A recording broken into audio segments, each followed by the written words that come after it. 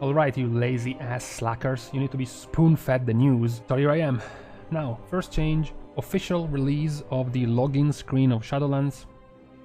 Now it's pretty edgy, pretty old school, with Ice Crown in the background, but I'm sorry. If there is no Sindragosa bleeding my eardrums, it's just not the same. Afterlife's Arden Wheel has been released. I'm sorry, I don't buy this. There was no reason to kill Ursoc, alright?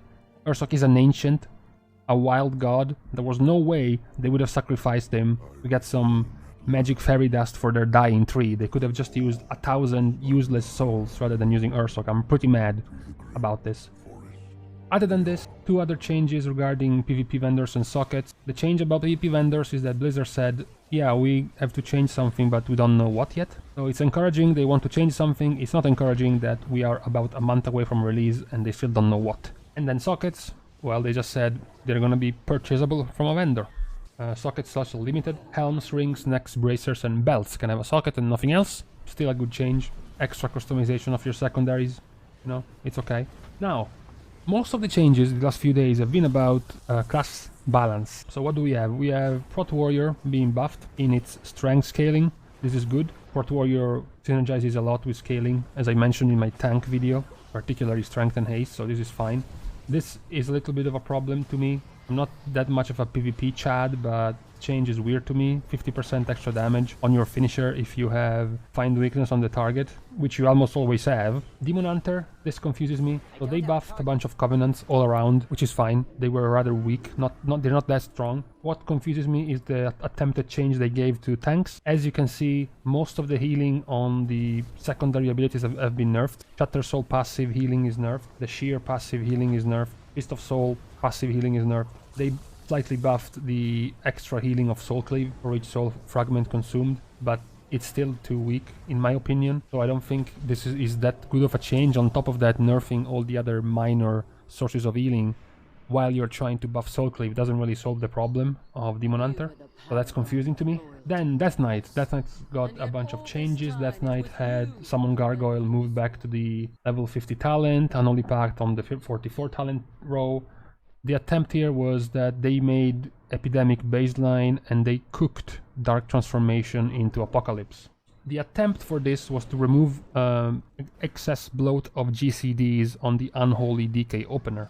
Never mind, reverted the change, so Dark Transformation is no longer removed and is back to being its own ability. But what you should really notice about these changes is Blood. Ossuary baseline. Ossuary is extremely strong. Possibly the strongest talent in the entire DK tree for tanks, because Ossuary is what allowed you to have enough runic power and a slight 5 runic power discount on your death strike, which allowed you to pool runic power and then dump runic power in 3 back-to-back-to-back death strikes in a row. And now it's baseline. Now you no longer have to worry about that. Now it's cooked into your kit forever, and you even get to choose additional talents on top of that. This is, I mean, the talents in that row are shit, so it's not that OP, but it's certainly helpful.